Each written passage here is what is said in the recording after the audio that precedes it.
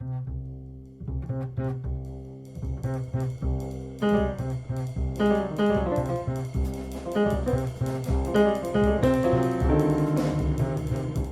Angelou said, "I've learned that people will forget what you said, people will forget what you did, but people will never forget how you made them feel." This is the Producers Lounge podcast. Welcome back for Season 2, Episode 3, hosted and produced by greaterandgrander.com. On this week's episode, we're chatting with Nicholas Hollander, who has written and produced 90s animated classics including Animaniacs and Tiny Toons. He still works today, developing his new show, The Whodats, now looking for financiers. Here now is my conversation with Nicholas Hollander. Yeah, I hope I don't smell bad because I just had some kimchi. No, you're fine. You're good. No giggling. Yes. So thank you so much for joining. So you're in New York. Are you, out of curiosity, are you in New York City or upstate New York? I am in the most amazing spot. I am in New York City, but I am on the Long Island Sound in this tiny little island called City Island, which is off of the Bronx.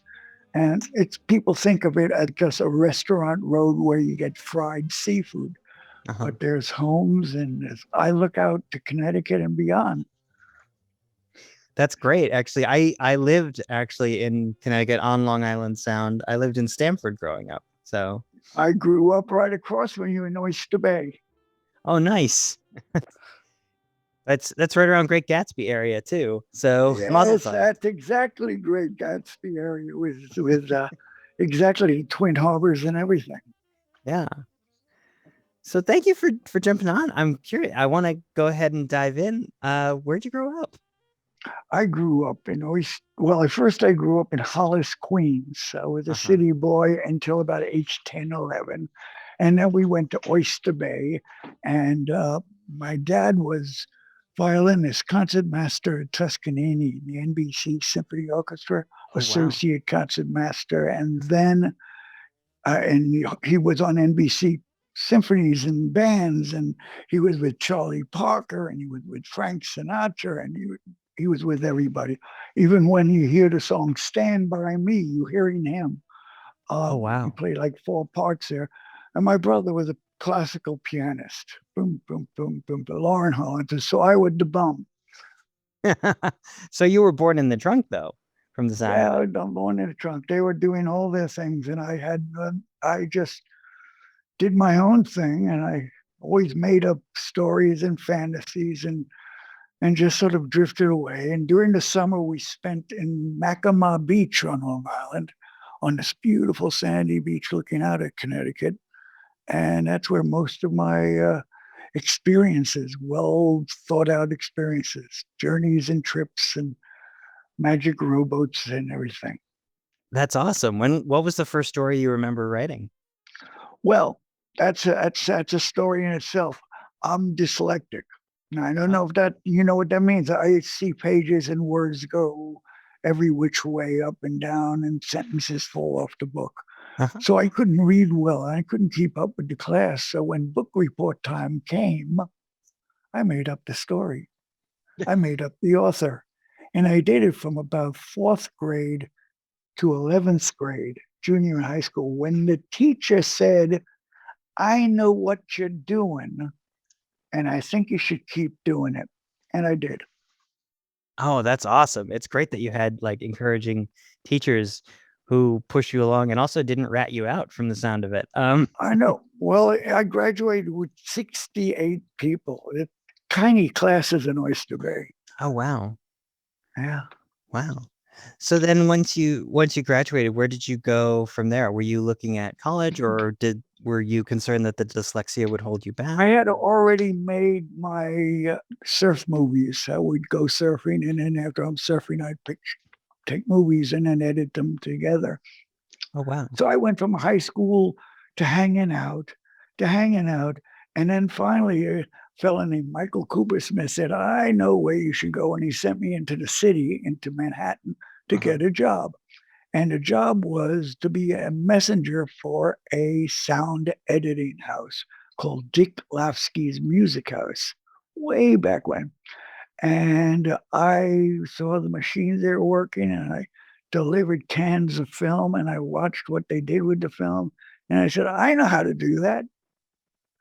Next thing I knew, within months, I was editing sound effects and editing Wow. music, which was library music. Then one day, I was editing sound effects for a commercial that was about a American Motors Javelin. I don't know if you could possibly remember that car, but that was the sporty car back in the 70s. And the spot was about a drive-in movie, and then there was a Javelin in the drive-in movie, and we hear the voices going, "Oh, Mary. Oh, Johnny. Oh, Mary. Oh, Johnny." And that's my sound effect. It's supposed to be in a movie. And I gave it the president or a CEO of that company was at the sound mix and said, "Let me hear that sound effect." And it was just, "Oh, Mary. Oh, Johnny. Oh, Mary. Oh, John." They dropped all the copy until the very end. They did the logo, American Motors, Javelin, and the voice. And it kept that. And that was my entry into writing copy and being a professional writer. I can't I had a believe right. it. Wha- And that's funny. I'm sorry, I don't mean to interrupt, but I can't believe that because that kind of oh Mary, oh Johnny, that kind of back and forth, that is iconic. Like I remember various like series and movies like parodying it, and that was you. That was That was your me. That was me. wow. You would be surprised at what it was me. There was a commercial for Volkswagen where they were reading a will, and Uh-huh. I did the music, and they were just hitting chords of a funeral. And they said, "Oh, that's great. Let's have that carry the spot."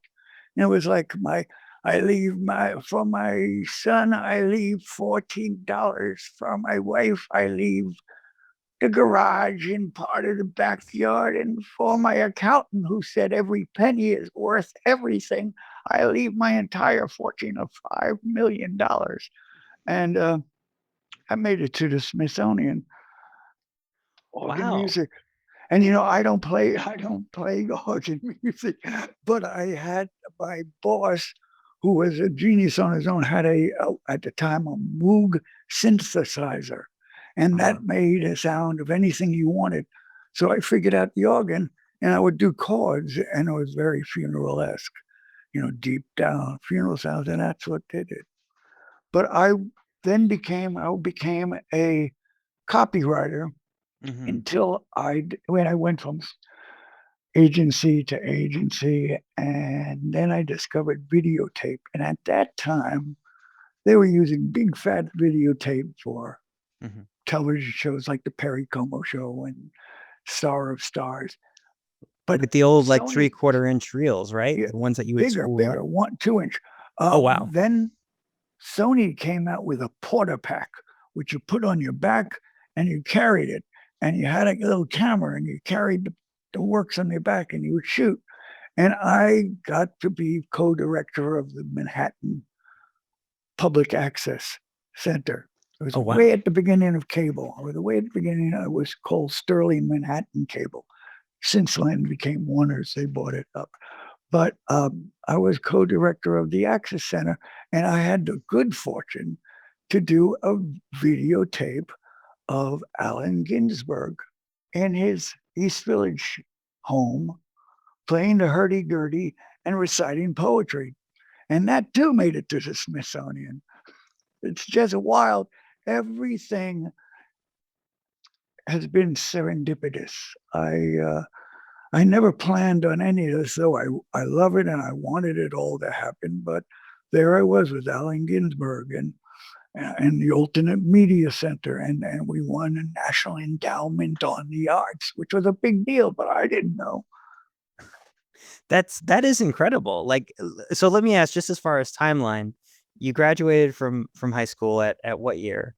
And then Do I have what to year? tell you? Okay, I 1965. 65. 1965. That makes me 46. Got it. So and then at what point do you become co-director? 46. Also 46. I At what point did I start doing? And it was like I went from advertising there was a little break. I did a little theater out in Nantucket, and then I came back and I was doing a puppet theater out in Long Island, out in Brookhaven, Long Island, and a fellow was associated with that with a famous documentarian and teacher at NYU called George Stoney, brilliant man. He wanted me to come in and do some stuff with his class, and I did some stuff, and then they found out I also did sound mixing, so I did a class on sound mixing at NYU. And I'm going, what the hell? I never do that. So I'm showing them how to work a sound. And NYU had I think it was 8 tracks and 2 tracks out. And I showed them how to mix their films. From there, I was writing. I was doing the public accent. I started writing things. I wrote a play that didn't go anywhere. But I kept writing and writing. My oldest friend in life, Tom Mason, became an actor.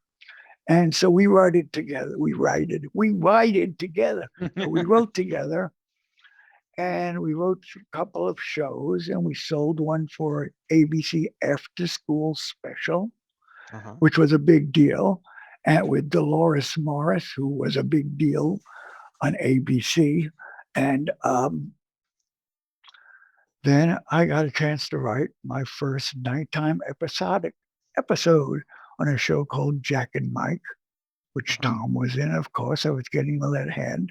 And I got an agent and a manager, Bill Tresh and Toby Haggerty. I got all these people, and they're all, I didn't mean any of this to happen. I was still trying to figure out how to write it, how to do punctuation.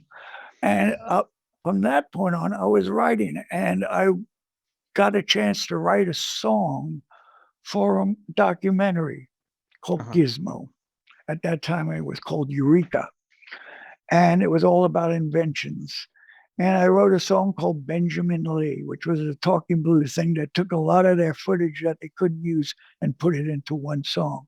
Then they gave me 2 more songs to write. I did that.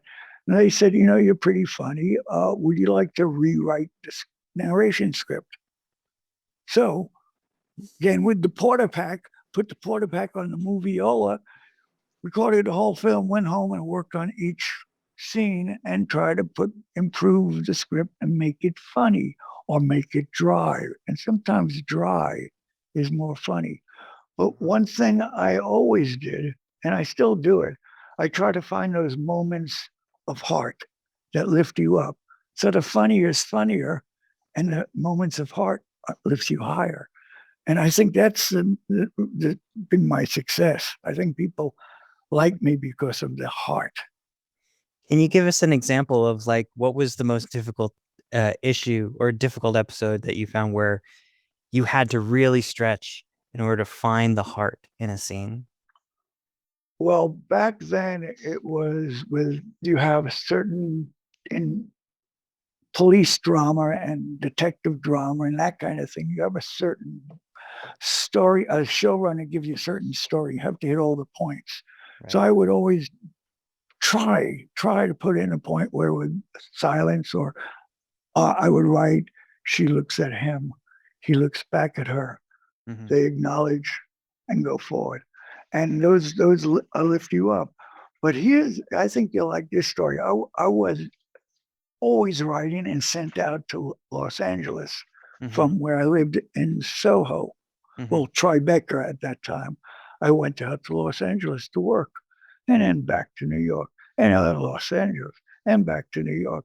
So I said, I'm going to go to Los Angeles. Go out to Los Angeles, and I go meet my agent's equivalent there in Los Angeles, and I start penning and spec scripts and all the things that young people do. And I was ahead of the game because I didn't go to college. I didn't go to film school, didn't do any of that. So I was the young dude. And then got a few episodes here and there, nothing really good. And then came the writer's strike. And it was a writer's strike. We struck for over a year, during which time the Animation Guild did not strike. Oh. See, Writers Guild and the Animation Guild, though they should be together, because the animation writers write more than the live action writers per page, and in the same format on the same programs and deliver it in the same deadlines. They don't get that luxury, but we struck, and I couldn't get work in live action, so I went to work in animation.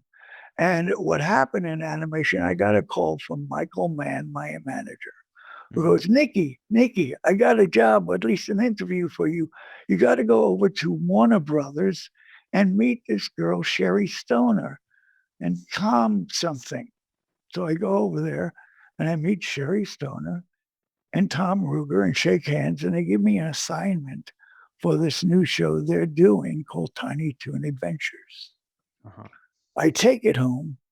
I start writing, and it's pretty funny, and it's animation. So I never watched cartoons because I had an older brother and sister, so I never watched them. I didn't know, I knew who Bugs was, but I didn't know what Stretching Squash or any of the dynamics. And this is 1990 by this point, right? This is 88.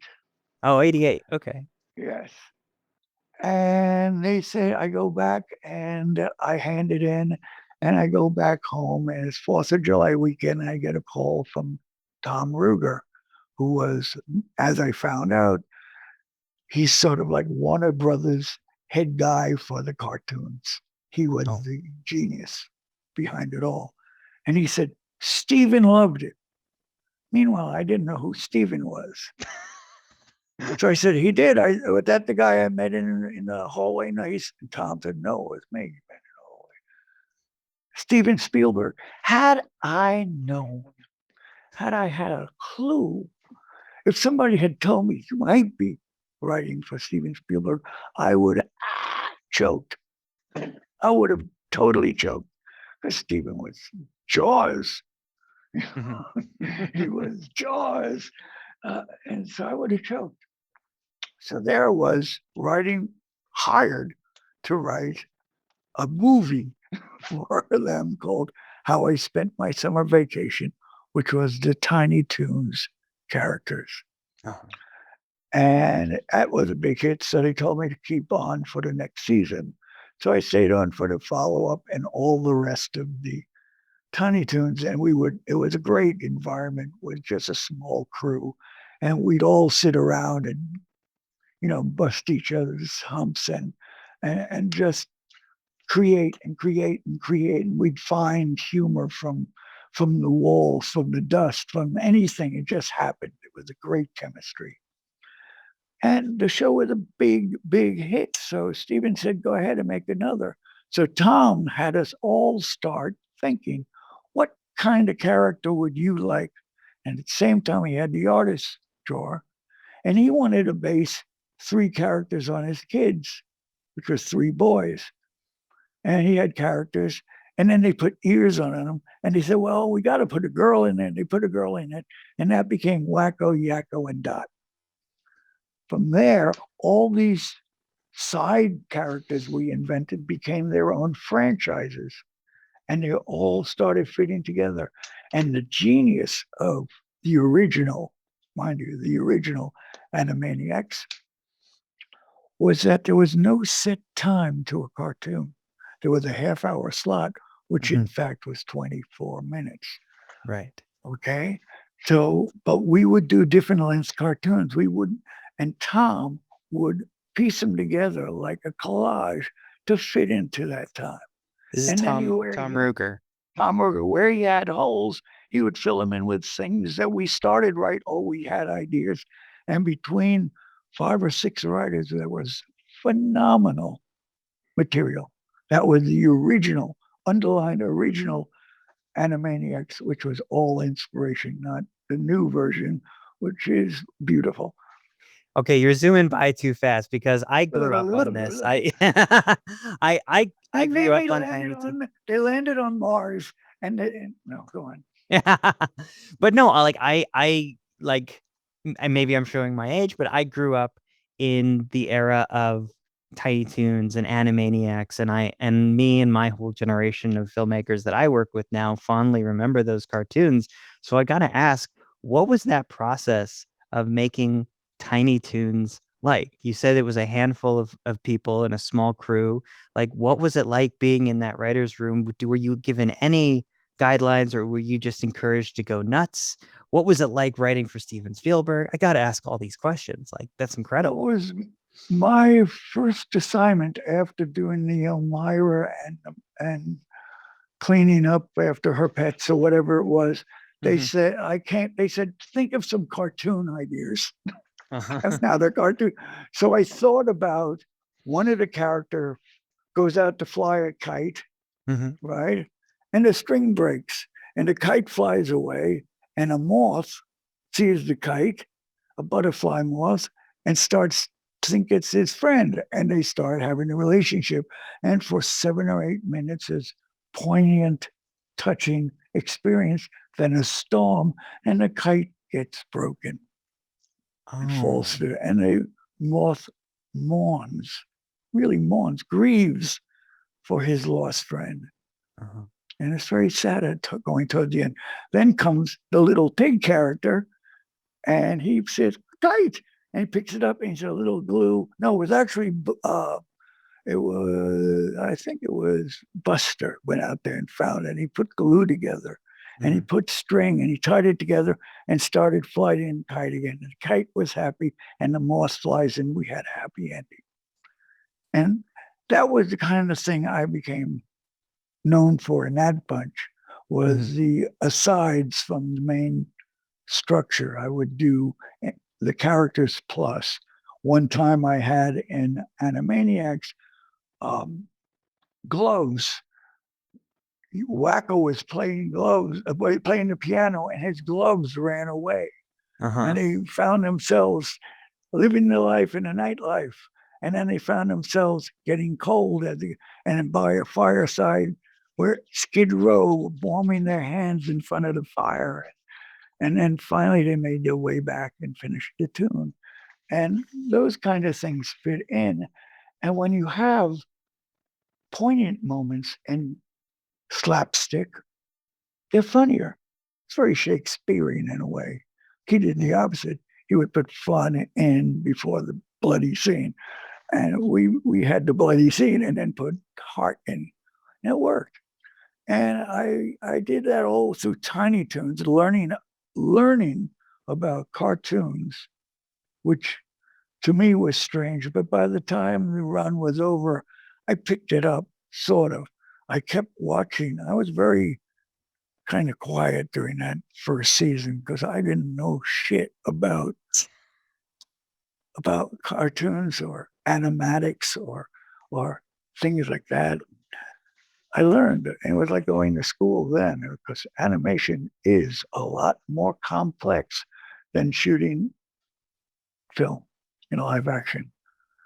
What Much were, more complex. what were the most surprising things you learned in that first year or That in the entire process? if you want your cartoon character to blow bubbles from a straw into his drink, you have to write, he blows bubbles into the drink. Cut to the drink, bubbles rising. And you have to write these words out. Where Hmm. in action, the director would say, can you blow bubbles in your drink? Hmm. Cut, let's go to the next. You have to write everything. Then somebody starts drawing it in a rough storyboard and pickups and short things. I have one here somewhere. Um, Here it is. I have one here. It's a show that I'm working on now that we'll talk about later. Okay. These kind of things, which are just pictures, little stills of the story I wrote, Uh-huh. and you have an artist work on those, and the Hmm. artist works on those, and they start who's ever directing that starts circling the ones they like and crossing out the ones they want, and then it goes back to the writer to polish it to fit. And then it goes back to the artist to make a smooth storyboard. And then it goes to Automatic, which Hmm. is shooting the storyboard to the soundtrack you've recorded. You've Hmm. had your actors in the studio, you record them, you shoot the animatic, and then you send that to the animation studio, which for those two shows were overseas. Uh-huh. Yeah, they Warner were Brothers, yeah, Oh, I was going to ask if they were in Korea because I know like Simpsons has been animating in Korea forever. Yeah, we were Korea, and Uh-huh. we did everything. Korea, Philippines. I think we had some Chinese. We were doing it was it's odd because the animation table, the original animation table, came Hmm. from the Bronx, Uh-huh. where I live now. And um, we would paint the cells, every cell, we would have artists paint beautiful things. In fact, I'm working with one of the original painters from way back, all the Disney movies, including Little Mermaid and Belle and all Uh-huh. that guy named Brian Seaburn. And he's the most amazing painter. Amazing. He did background paintings. They would paint every background by hand, and then it would paint every character movement, piece by piece, and Right. send those boxes of slides over to the studio, who would put it together and shoot it for less than we could have. Right? Hmm. We weren't equipped for animation here. Right. Nowadays, nobody paints nothing on paper or on cell or on anything. It's all done in the box. Hmm. And you know, along comes Pixar, and the world changed. And luckily enough, my two nephews worked for Pixar and did many of their movies, worked on them. So we hear, and the thing about it is that the humor of cartoons stays the same. The timing stays the same. It's Hmm. just the medium changes, and it's not different from puppets. It's not different from animation. It's not different from 3D animation. The heart and the beat and the tempo and the motion are all the same. It's different in live action because you can make them sing as you go, and you can do them right on the spot. You can't do that with this. Animation is locked. Do you have any stories about working with Spielberg since you work with him on Oh, yes, I have a few. There was one time these two girls from the Midwest wrote an episode in their brain Uh-huh. for Tiny Toons, Uh-huh. and it landed at DreamWorks. Well, it wasn't DreamWorks, it was Amblin at the time. Hmm. And somehow somebody brought it up. It was like they had funny pictures of Babs Bunny and all that. And they brought it up to Steven, and Steven is all heart. He understands that element. And he said, yes. And he sent that to us. And we met with the kids, and we were all in this room, and we're creating a show around what these two preteens had created in the Midwest. And they were there, and it was exciting. And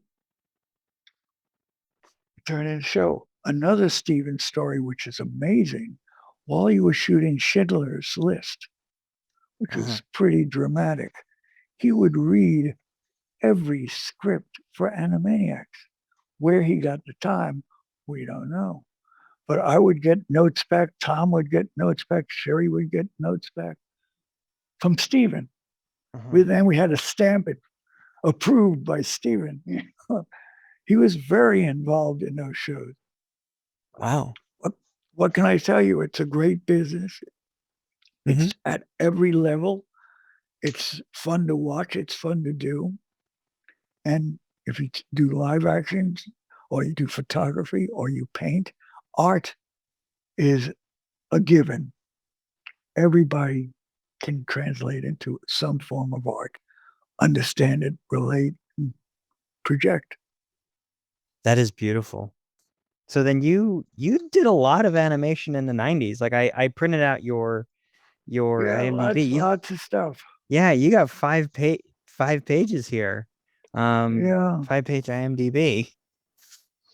And it, And it's incredibly impressive. Like, so how did progressing within those shows in the 90s, how did that work? Like, did you do a lot of networking or was it small enough? well, there were agents and managers that would switch in time, and I was Mhm. with Gotham Group, who got me a lot with Ellen Goldsmith. It Oh, was okay. just a really powerful time in animation with Birth, and coming from two hit shows. Don't forget, we Mhm. won Emmy Awards with both shows at Tiny Toons and Animaniacs.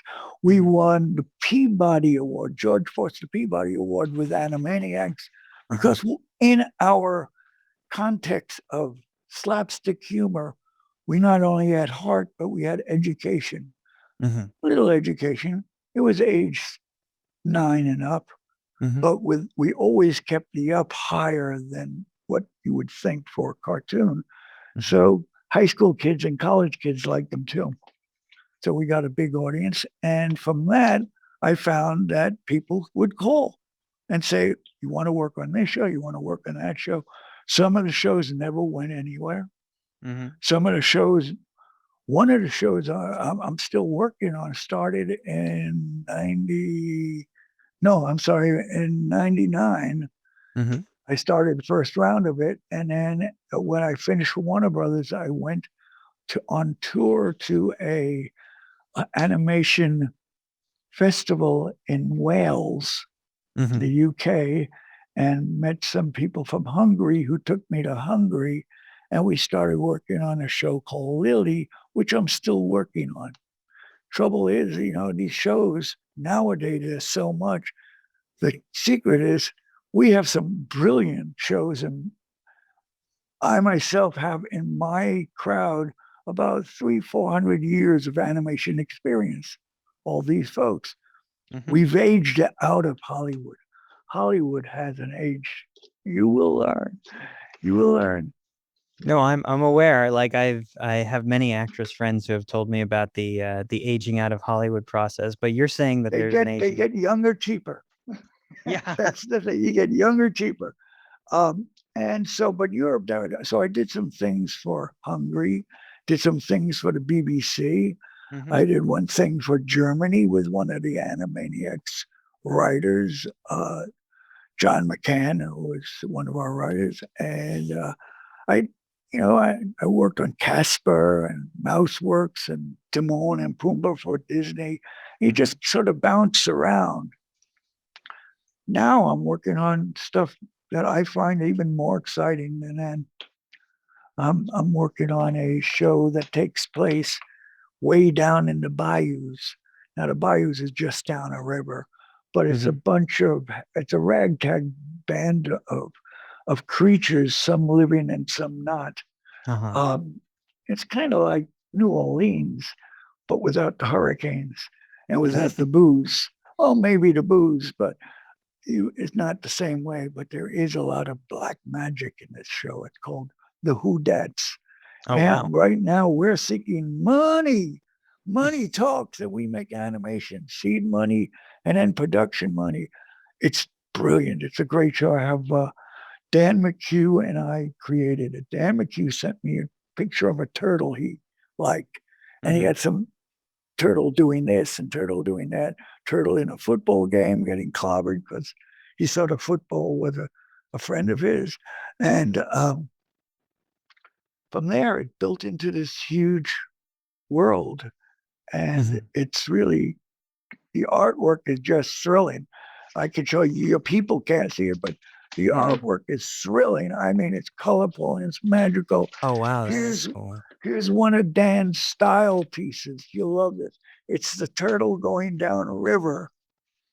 Let me see if I can get it without reflection. Oh Turtle wow. floating down a river when a Yeah. storm is forming, and it goes to a song called Lightning. Yeah, that's incredible. So how long have you been working on that particular project? We've been developing, Dan and I were developing alone for about a year and a half, 2 years.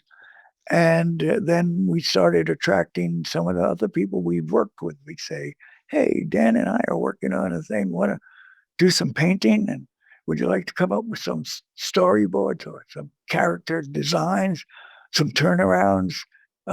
One fellow, a guy named Ken Laramie, is making an animatic, which is more like smooth animation than animatic, Right. really creative stuff. And we're getting ready to start pitching. And pitching has changed. Used to go to a big studio to pitch. Now it's sort of like a rolling you fund me type of environment. Even with the HBOs and the Netflix and the Hulus, You go in with a project, they say, how are you going to pay for it? And well, we thought you would pay for it. No, you got to go out and find it. We'll air it and license it. Oh, And so it's more. that's why you see the show on there. It's on Netflix, and it's a Netflix show, and then you see it on Hulu, or you then see it on HBO, and it's it's all licensed. Got It's it. more complicated. Interesting. Yeah, because I've heard that a lot from a lot of people that nowadays there's is funding animation or funding kids TV in general. It's there's just licensing deals and they're more like negative pickups rather than That's right. straight up financing. Yeah. And soft money is coming in, and I don't like it, but that's the way it is. Hmm. A few people get involved and they say, we know somebody who has money. We know a fund or a trust that wants to be spent in something that can make money. Animation is a good investment because if you got the right talent, you have somebody like Tom Ruger or you have somebody like Dan McHugh or any of these guys, it's a commodity. And Hmm. so it not only sells for your initial channel, Hmm. or streaming service or YouTube, but also sells in different languages because all you do is change and you dub animation all the time. That's how Right. it's done. I mean, I get royalties on songs I wrote from strangest places in South America, in Africa, and in Italy. They just translate everything and fit it in. So the mouths move the same. They put new words in. The show that I'm writing for Hungary, this is funny. Hmm. I write it in English. Uh-huh. They translate it to Hungarian. They record it in Hmm. Hungarian, Hmm. and they think they're going to air it because Hungary, you have to air in Hungary first. Then they're going to air it, try to get it onto RTF, which is the rest of Europe. That means different languages. And finally, to land as a series on the BBC4, which would be back in English. I can't wait to see how it's like a game of telephone from each translation. Yeah, and also like Europe, they speak. I think I heard this comes from an Eddie Izzard joke of all places, but in Europe they speak 200 languages. So does that mean they're going to translate into all of the I know. major of those 200, It's and the then they major can, ones. Yeah. yeah, and then They they air it dub around into the world? German, Spanish, Korean, into Chinese. We have, uh, I think I saw in my BMI filing last month, it was a whole series of HBO Hmm. great show called A Little Curious, which was Hmm. done by Sheila Nevins, the famous, unbelievable producer, and John Hoffman did a show called A Little Curious, which was multimedia. And it Hmm. was played on HBO Family, and it was for prelingual kids. That means the audience Oh. rejuvenates every 2 years, right? Because after two, they're watching regular cartoon. So they're watching these prelingual shows and they keep playing back. Now it's being distributed around the world and Mhm. it's coming in from all over the place. And I'm surprised. Sometimes I'm stunned on where these things come. And even the movies I did in 1977 is Mhm. still playing in part or in whole somewhere. Yeah. I think so. But here's the deal: I never Mhm. ever thought I'd be there. I wanted to be an oceanographer. I just love boats. Going Uh-huh. back to Mackinac Beach, I Mhm. was on boats. I still own my own boat. My wife and I have a beautiful sailboat. We go Uh-huh. sailing as much as we can. It to me that's the beauty is being out away. So I had no idea where I was going, but because I made my surf films at age 14 and 15 and 16, Mhm. I got a leg up into the film business, and that's when film had sprocket holes. Yeah, now there's no holes. It's just There's no bits and holes. bytes. Yeah. Yeah. So let me ask you, you're still very active in the industry. You're still out there pitching your stuff. If you were to give advice to someone who wanted to get into kids TV, who wanted to produce kids TV today, what advice would you give them? How would you recommend they proceed? I would say dig deep into your imagination and don't fall in love with anything you write or create. Just get it out there, whether it's a graffiti repeated or it's a postcard or it's a comic strip. Get it out there. If you write music, write songs for kids, write songs for teens, write songs. Just don't fall in love with it. That don't think you're ever gonna be a star. Just keep putting out, just keep producing, keep churning it out, and look for your soul in it, and it will show up. And once you find it, it's a fountain. It's like taking a pipe and driving it into the ground, and out comes the wisdom, out comes the beauty, out comes the fluid motion of creativity. And it's all about that. Just create. If you want to get into animation, and you want to be an animator, start drawing and draw the same thing 100 times in a different pose. Keep drawing. If you want to be in music, keep playing, keep writing it down. Record. There's so many programs allow you to multi-track record. You can be a symphony orchestra with a keyboard that's this big, which I will show you. I still use often. I'm moving things around. Push it that big. Wow. I'll have a whole symphony orchestra on that. So you've gone the Robert Rodriguez route, where you've got everything in your studio and you're doing it all on your own, pretty much. Yeah. Well, I do music and I do words. I don't dare draw. I'm a terrible artist. I used to, be amazed at what these people do. And Dan McHugh starts in one corner and sees the perspective on a blank piece of paper. Mm-hmm. Huh? What was that? He starts on one side and works across. And it's just, where did that come from?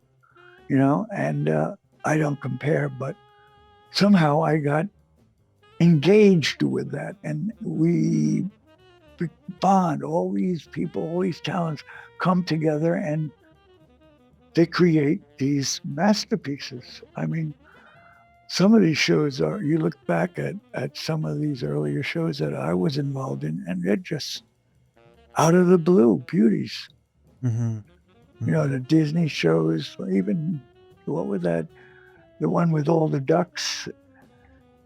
DuckTales? DuckTales. Just inventive. Every show is inventive of the same character over and over doing different things. Right. And that's what you do. You just keep writing. Just keep writing, just keep producing, just keep believing that you can do it. I would tell anybody, and I do show and talk to a lot of people, is that the hardest part is the blank page. After you start scribbling, it gets easier. You have to just start scribbling and something comes. You work on something for a day, you have something, a real tangible idea. And that is Season 2, Episode 3 of the Producers Lounge podcast. Thank you to my guest, Nicholas Hollander, for joining us, and for discussing his show, The Whodats, which is in development now and actively seeking financing. You can find out more about him by checking out the show notes and visiting our website at greaterandgrander.com. Our intro and outro music today was The Dorian Menace by Dennis Mitcheltree. You can buy his work at dennismitcheltree.com. Our episode still image is from Warner Brothers Animation. If you have any questions or suggestions, we'd love to hear from you. Let us know in the episode comments.